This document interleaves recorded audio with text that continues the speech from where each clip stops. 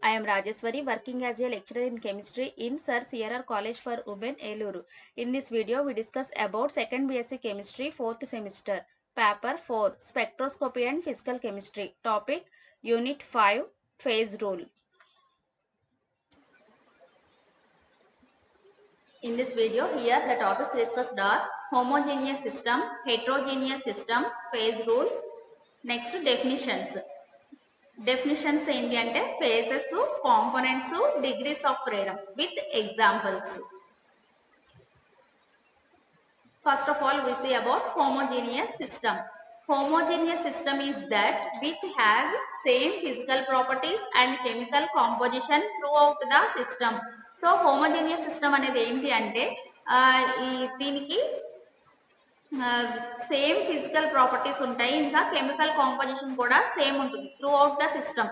ఆ సిస్టమ్ మొత్తానికి కూడా same physical properties, chemical composition కూడా సేమ్ ఉంటే ఆ సిస్టమ్ ఏమంటాము అంటే హోమోజీనియస్ సిస్టమ్ అనేసి చెప్తాం. అలాంటి హోమోజీనియస్ సిస్టమ్కి ఎగ్జాంపుల్ వచ్చి salt solution and sugar solution.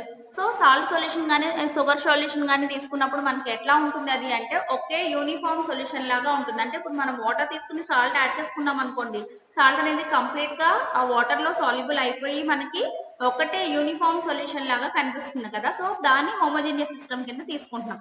So అలాగే షుగర్ సొల్యూషన్ కూడా same. These two are the examples of homogeneous system. Next, heterogeneous system. Heterogeneous system is that which consists of two or more parts having different physical or chemical properties.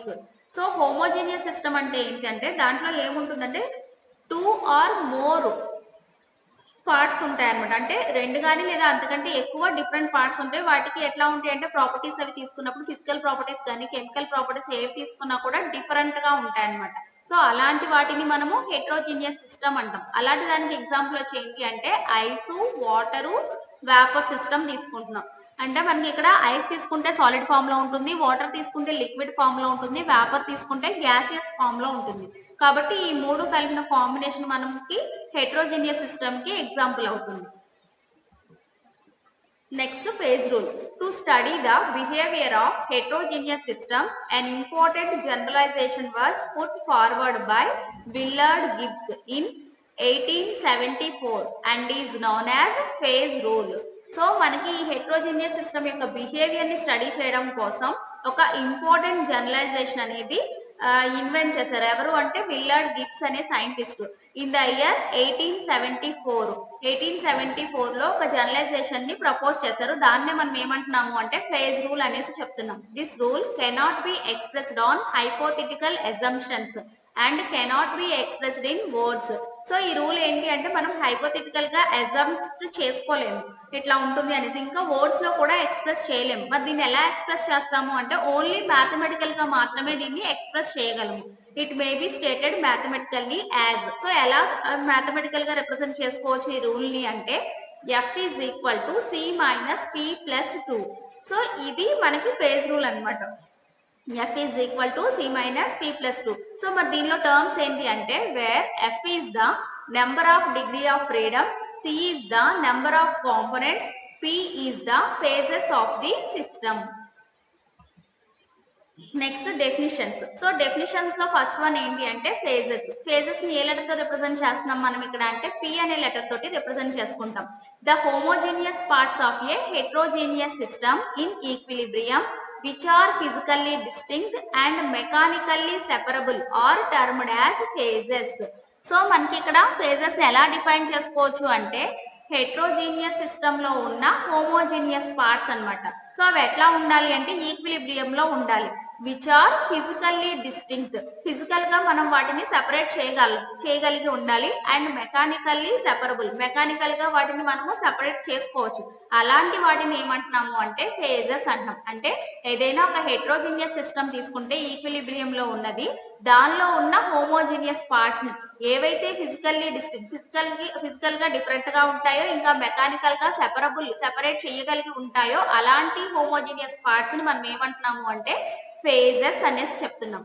So వాటికి example తీసుకుంటే మనకి ఇక్కడ first one వచ్చి ice water vapour system తీసుకుంటున్నాం. ఇక్కడ ice తీసుకుంటే solid form లో ఉంటుంది, వాటర్ వచ్చి లిక్విడ్ ఫామ్ లో ఉంటుంది, వేపర్ తీసుకుంటే గ్యాసెస్ ఫామ్ లో ఉంటుంది. సో ఈ 3 స్టేట్స్ కూడా మనకి ఎలా ఉన్నాయి, ఈక్విలిబ్రియం లో ఉన్నాయి అని తీసుకుంటాం. తీసుకున్నప్పుడు ఇప్పుడు ఇక్కడ మనకి ఎన్ని ఫేజెస్ ఉన్నాయి అని చెప్పొచ్చు అంటే ఎన్ని ఫేజెస్ ఉన్నాయి ఇక్కడ, సాలిడ్, లిక్విడ్, గ్యాసెస్ 3 ఫేజెస్ ఉన్నాయి. కాబట్టి P ఈజ్ ఈక్వల్ టు ఎంత అవుతుంది అంటే 3 అవుతుంది.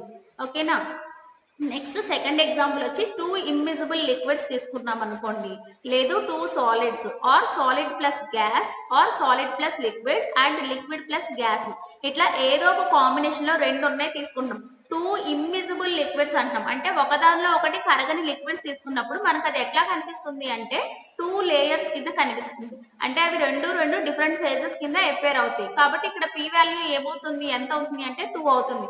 అలాగే 2 సాలిడ్స్ తీసుకున్నాం అనుకోండి, 2 సాలిడ్స్ తీసుకున్నప్పుడు ఏమవుతాయి, సాలిడ్స్ ఒకదానిలో ఒకటి డిజాల్వ్ అవడం కానీ ఏమీ అవ్వవు కాబట్టి మిక్స్ అవ్వవు కదా, రెండు సెపరేట్ గానే కనిపిస్తాయి, 2 డిఫరెంట్ సాలిడ్స్ తీసుకుంటే.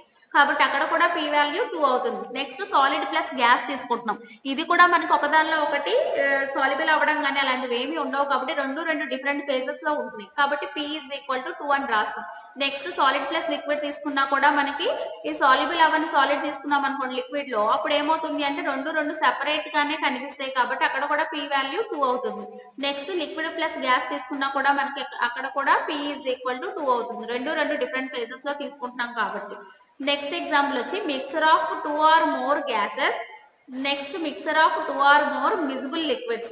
సో ఇక్కడ ఏం తీసుకుంటున్నాము అంటే 2 గానీ అంతకంటే ఎక్కువ గానీ గ్యాసెస్ యొక్క మిక్సర్ తీసుకుంటున్నాం. సో అన్ని గ్యాసెస్ కాబట్టి ఏమవుతుంది, ఒకదానిలో ఒకటి మనకి మిజిబుల్ అయ్యి మనకి అన్ని మిక్స్ అయిపోయి ఒకటే గ్యాసియస్ స్టేట్ లోనే ఉంటుంది. కాబట్టి ఇక్కడ ఎన్ని ఫేజెస్ ఉన్నాయి అంటే ఏం చెప్పొచ్చు, 1 అనేసి చెప్తాం. P ఈజ్ ఈక్వల్ టు 1 అవుతుంది. Next mixture of 2 or more miscible liquids తీసుకున్నా అంటే ఒకదానిలో ఒకటి సాల్యుబుల్ అయిపోయే లిక్విడ్స్ తీసుకున్నాం అనుకోండి, అవి రెండు ఒకదానిలో ఒకటి డిజాల్వ్ అయిపోయి లేదా మిక్స్ అయిపోయి మనకి ఒక్కటే యూనిఫామ్ లిక్విడ్ లాగానే కనిపిస్తుంది, ఒక లిక్విడ్ లాగానే. కాబట్టి అప్పుడు P వాల్యూ ఎంత అవుతుంది, అక్కడ కూడా 1 అవుతుంది అనమాట. ఇట్లా మనము ఫేజెస్ ని చెప్పుకుంటాం.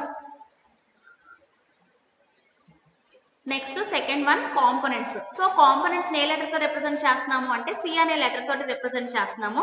సో దీన్ని ఎలా డిఫైన్ చేసుకోవచ్చు అంటే the minimum number of independently variable constituents by means of which the constituents of each phase present in the system can be expressed directly or in the form of a chemical equation in which 0 or negative values are permissible. So ఇక్కడ మనము components ఎట్లా define చేసుకుంటున్నాము అంటే minimum number of independently variable constituents.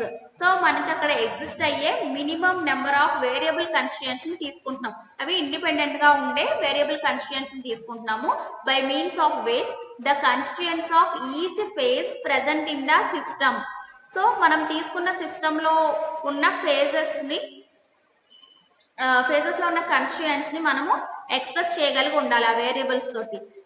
System can be expressed directly or in the form of a chemical equation. So ఎలా express చేస్తున్నాము అంటే direct గా కానీ లేదంటే ఒక కెమికల్ ఈక్వేషన్ ఫామ్ లో కానీ ఎక్స్ప్రెస్ చేయగలిగి ఉండాలి.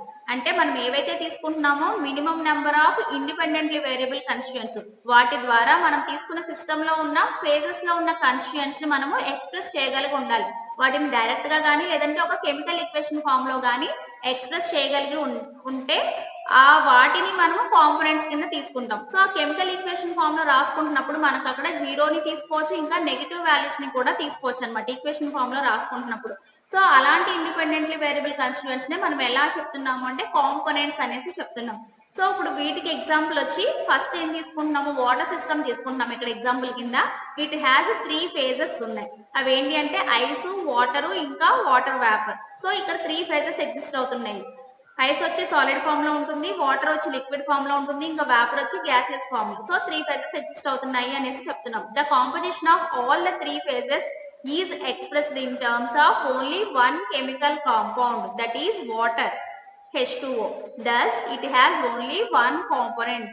సో ఇక్కడ మనకి 3 phases ఎగ్జిస్ట్ అవుతున్నాయి. సో 3 phases ని కూడా మనం ఎక్స్ప్రెస్ చేయాలి అంటే ఎట్లా ఎక్స్ప్రెస్ చేస్తున్నాం? ఓన్లీ వన్ కెమికల్ కాంపౌండ్ ద్వారానే ఎక్స్ప్రెస్ చేస్తున్నాం. ఏంటా కెమికల్ కాంపౌండ్ అంటే వాటర్ అన్నమాట. సో ఇక్కడ ఐస్ తీసుకున్నా, వాటర్ తీసుకున్నా లేదా వాటర్ వేపర్ తీసుకున్నా దానిలో ఉండే మెయిన్ కెమికల్ కాంపౌండ్ ఏంటి అంటే వాటర్. కాబట్టి ఓన్లీ ఒక్కొక్క టర్మ్ తోనే మనం ఎక్స్ప్రెస్ చేసుకుంటున్నాం ఇక్కడ.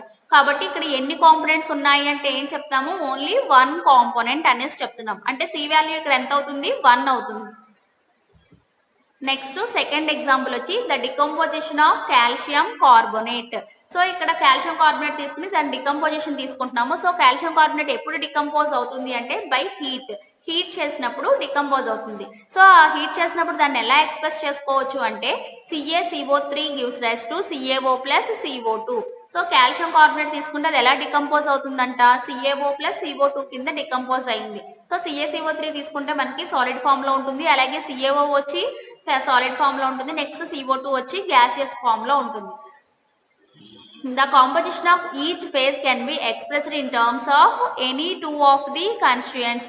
సో ఈ దీంట్లో మనకి ఏ కాంపోజిషన్ తీసుకున్నప్పుడు ప్రతి ఫేజ్ కూడా దాంట్లో ఉన్నది ఎట్లా ఎక్స్ప్రెస్ చేయగలము అంటే మనము ఎనీ 2 కాన్స్టిట్యూయెంట్స్ ని తీసుకుని థర్డ్ వన్ ఎక్స్ప్రెస్ చేయగలం అనమాట. ఎలా రాసుకోవచ్చు అనేది చూద్దాం. ఫస్ట్ ఈ CaO and CO2 are taken. So only మనకి ఇక్కడ ఫస్ట్ మనము ఏం తీసుకుంటున్నాము? CaOని ఇంకా CO2ని కనుక తీసుకున్నాం అనుకోండి, ఎన్ని పాసిబుల్ కాంపోజిషన్స్ రాసుకోవచ్చు అంటే ఇక్కడ ఫేజెస్, ఇక్కడ కాంపోజిషన్ తీసుకుంటున్నాము. సో CaCO3 ని gives rise to CaO plus CO2. అంటే మనం తీసుకున్న ఈ 2 టర్మ్స్ లోనే రాసుకోవాలన్నమాట. మనం ఇక్కడ తీసుకున్న ఏ ఫేజ్ అయినా ఈ 2 టర్మ్స్ లోనే రాసుకోవాలి, CaO and CO2. So CaCO3 తీసుకుంటే దాన్ని ఎట్లా రాసుకోవచ్చు? CaO/CO2లో అంటే CaCO2 gives rise to CaO plus CO2. Next CaO తీసుకుంటే దాన్ని CaO/CO2లోనే రాసుకోవాలి. సో ఎట్లా రాసుకోవచ్చు అంటే CaO gives rise to CaO plus 0CO2. So ఇక్కడ మనకి ఓన్లీ CaOనే తీసుకున్నాం. CaO/CO2లో రాయాలి అంటే CaO టర్మ్ ని అట్లాగే రాసుకుంటాము, CO2కి 0 పెట్టుకుంటున్నాము. ఆల్రెడీ మనం ఇందాక డెఫినేషన్ లో చెప్పుకున్నాం ఏంటంటే 0 వాల్యూస్ ఇంకా నెగిటివ్ వాల్యూస్ కూడా రాసుకోవచ్చు అనేసి. నెక్స్ట్ CO2 తీసుకుంటున్నాము. CO2 తీసుకుంటే దాన్ని ఎట్లా రాసుకోవచ్చు అంటే CO2 gives rise to 0 CaO and CO2. So ఇప్పుడు మనకి CaO టర్మ్ 0 అవుతుంది, CO2 ఒక్కటే రాసుకుంటాం అన్నమాట, CO2 అనేసి. ఇట్లా మనం ఏ 2 కాన్స్టిట్యూయెంట్స్ ని తీసుకున్నా రెండింటిని ఇలా కాంపోజిషన్స్ కింద రాసుకోవచ్చు అనమాట. సో మనకి ఇక్కడ ఉన్న 3 ఫేజెస్ ఏంటి అంటే CaCO3, CaO, CO2. సో ఈ వీటిని మనము ఈ 2 టర్మ్స్, మనం ఏ 2 టర్మ్స్ అయితే తీసుకుంటున్నామో ఆ 2 టర్మ్స్ లోనే ఇట్లాగా ఎక్స్ప్రెస్ చేసుకోగలిగాం. నెక్స్ట్ బి వచ్చి if CaCO3 and CO2 are taken. So ఇప్పుడు ఈ 2 తీసుకుంటున్నాం అంటే CaCO3, CO2లోనే మనం తీసుకున్న 3 ఫేజెస్ ని ఎక్స్ప్రెస్ చేయగలిగి ఉండాలి ఇప్పుడు ఇక్కడ. సో CaCO3 తీసుకున్నాం, దాన్ని ఎట్లా రాసుకోవచ్చు అంటే CaCO3 ప్లస్ 0CO2. ఎందుకంటే ఈ 2 టర్మ్స్ లోనే ఎక్స్ప్రెస్ చేయాలి కాబట్టి CaCO3ని యాజ్ ఇట్ ఈజ్ రాసుకుంటున్నాము, CO2 ప్లేస్ లో 0 పెట్టుకుంటున్నాం, ప్లస్ 0CO2 అని. నెక్స్ట్ CaOని రాయాలి అంటే ఎట్లా రాసుకోవచ్చు? CaO gives rise to CaCO3 minus CO2. Next CO2ని తీసుకుంటున్నాము. CO2ని ఎట్లా రాసుకోవచ్చు అంటే CO2 gives rise to 0 CaCO3 plus CO2. So ఇక్కడ మనకి CO2ని యాజ్ ఇట్ ఈజ్ రాసుకుంటున్నాం, CaCO3కి ముందు 0 పెట్టుకున్నాం. నెక్స్ట్ సి వచ్చి if CaCO3 and CaO are taken. ఇప్పుడు మనం తీసుకున్న 2 టర్మ్స్ ఏంటి అంటే CaCO3 ఇంకా CaO తీసుకుంటున్నాము. ఈ 2 టర్మ్స్ ని యూజ్ చేసి మనకున్న 3 ఫేజెస్ ని ఎక్స్ప్రెస్ చేయగలిగి ఉండాలి. సో ఇప్పుడు CaCO3 తీసుకుంటున్నాము, దాన్ని ఎట్లా రాసుకోవచ్చు అంటే CaCO3 gives rise to CaCO3 plus 0 CaO. Next CaO తీసుకుంటే దాన్ని ఎట్లా రాసుకోవచ్చు? CaO gives rise to 0 CaCO3 plus CaO.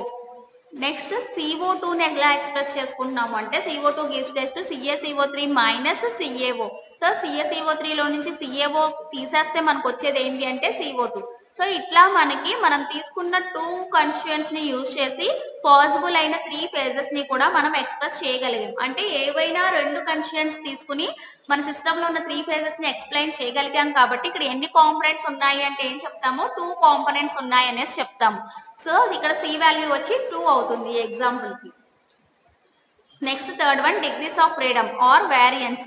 So దీన్ని ఏ లెటర్ తో రిప్రజెంట్ చేస్తున్నాం అంటే ఎఫ్ అనే లెటర్ తోటి రిప్రజెంట్ చేస్తున్నాం. సో దీన్ని ఎలా డిఫైన్ చేసుకోవచ్చు అంటే the minimum number of variable factors such as temperature, pressure and composition of the phases which must be arbitrarily fixed in order to define conditions of the system completely is known as degree of freedom of the system.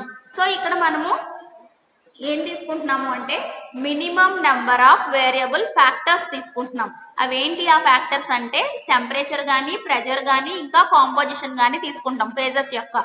So which must be arbitrarily fixed in order to define conditions of the system completely is known as degree of freedom of the system. So ఇట్లా మనం తీసుకున్న minimum number of variable factors ఏవైతే ఉన్నాయో temperature, pressure, composition వాటిని arbitrarily fix చేసుకుంటాం. ఎందుకంటే to define the conditions of the system completely మనం తీసుకున్న సిస్టమ్ ని కంప్లీట్ గా డిఫైన్ చేసుకోవడం కోసం ఈ వేరియబుల్ ఫ్యాక్టర్స్ మినిమం ఫ్యాక్టర్స్ ఏవైతే ఉన్నాయో టెంపరేచర్, ప్రెజర్, కాంపోజిషన్ ని వాటిని ఆర్బిటరీలీ ఫిక్స్ చేసుకుంటాం. సో ఫిక్స్ చేసుకుని ఆ సిస్టమ్ మొత్తాన్ని డిఫైన్ చేసుకుంటాం. సో ఏవైతే అక్కడ మనం ఫిక్స్ చేసుకుంటున్నామో ఆ ఫ్యాక్టర్స్ ని ఏమంటాము అంటే ఎలా తీసుకుంటున్నాము degrees of freedom of the system కింద తీసుకుంటాం. నెక్స్ట్ దీనికి ఎగ్జాంపుల్స్ వచ్చి first one A gaseous mixture of two or more gases is completely defined when its composition, temperature and pressure are given. So ఒక గ్యాసెస్ మిక్సర్ తీసుకుంటున్నాము, దాంట్లో రెండు కానీ లేదంటే అంతకంటే ఎక్కువ గ్యాసెస్ కానీ ఉన్నాయి అనుకుంటే వాటిని ఎలా డిఫైన్ చేసుకోవచ్చు మనము అంటే దాని కాంపోజిషను, టెంపరేచరు ఇంకా ప్రెజరు తెలిస్తే మనం ఆ గ్యాసెస్ మిక్సర్ ని కంప్లీట్ గా డిఫైన్ చేసుకోగలము. సో దీనికి ఎగ్జాంపుల్ కింద ఏం తీసుకుంటున్నాము ఏ mixer containing 40% CO2 and 60% N2 at 25 degrees centigrade and 760 mm pressure is perfectly defined. Thus, a mixture of gases is a system with 3 degrees of freedom. That is, it is trivariant. So ఇక్కడ మనం తీసుకున్న mixer ఏం తీసుకుంటున్నాము 40% CO2 ఇంకా 60% N2 అంటే carbon dioxide, nitrogen gas mixer ని తీసుకుంటున్నాము. ఎక్కడ తీసుకుంటున్నాము టెంపరేచర్ వచ్చి 25 డిగ్రీ సెంటీగ్రేడ్ దగ్గర ఇంకా ప్రెజర్ వచ్చి 760 mm దగ్గర తీసుకున్నాం. సో అంటే ఇప్పుడు ఈ సిస్టమ్ ను మనం కంప్లీట్ గా డిఫైన్ చేయగలము. సో ఇక్కడ ఎన్ని ఫ్యాక్టర్స్ తీసుకుంటున్నాం ఏమేమి తెలుసు అంటే టెంపరేచర్ తెలుసు, ప్రెజర్ తెలుసు, ఇంకా మనకి కాంపోజిషన్ కూడా తెలుసు అన్నమాట. ఎంత తీసుకుంటాము ఏంటి అనేది. కాబట్టి thus a mixture of gases is a system with 3 degrees of freedom. మనకి ఇక్కడ ఎన్ని డిగ్రీస్ ఆఫ్ ఫ్రీడమ్ ఉన్నాయి అంటే 3 degrees ఆఫ్ ఫ్రీడమ్ ఉన్నాయి అని చెప్తున్నాం. అంటే F is equal to 3 అవుతుంది. సో 3 కాబట్టి దీన్ని ఏమంటాము అంటే ట్రై వేరియంట్ అనేసి చెప్తాము. సో దీనికి ఫేజ్ రూల్ అప్లై చేస్తే మనకి ఎట్లా వస్తుంది అంటే F is equal to C minus P plus 2. This is phase rule.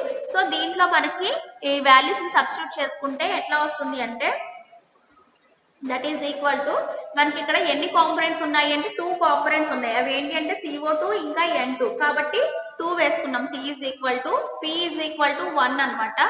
So అక్కడ P వాల్యూ మనకి 1 అవుతుంది. ఎందుకు అంటే మొత్తం కూడా మనకి గ్యాసెస్ మిక్సరే తీసుకుంటున్నాం కాబట్టి ఎన్ని ఫేజెస్ ఉన్నాయి అంటే ఒక్క ఫేజే ఉంటుంది. Next plus 2 minus 1 plus 2 which is equal to 3 అనమాట. అంటే డిగ్రీస్ ఆఫ్ ఫ్రీడమ్ వచ్చి 3 కాబట్టి trivariant. Next second example తీసుకుంటే in the system of a gas obeying PV is equal to RT if two quantities out of 3 that is pressure, temperature and volume are fixed, the third quantity will have one definite value.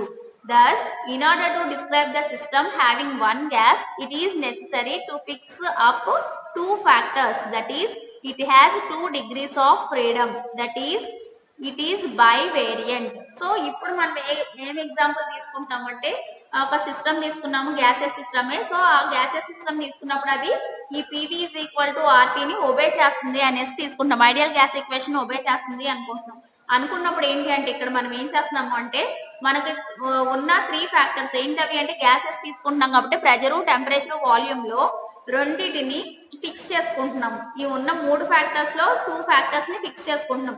And the third quantity will have one definite value. Third క్వాంటిటీకి ఒక definite value అనేది ఉంటుంది ఖచ్చితంగా. అంటే ఒకటి constant గా ఉంటుంది, మిగతా రెండింటిని ఆర్బిటరీలీ ఫిక్స్ చేసుకుంటున్నాం. thus in order to describe the system having one gas, it is necessary to fix up 2 factors.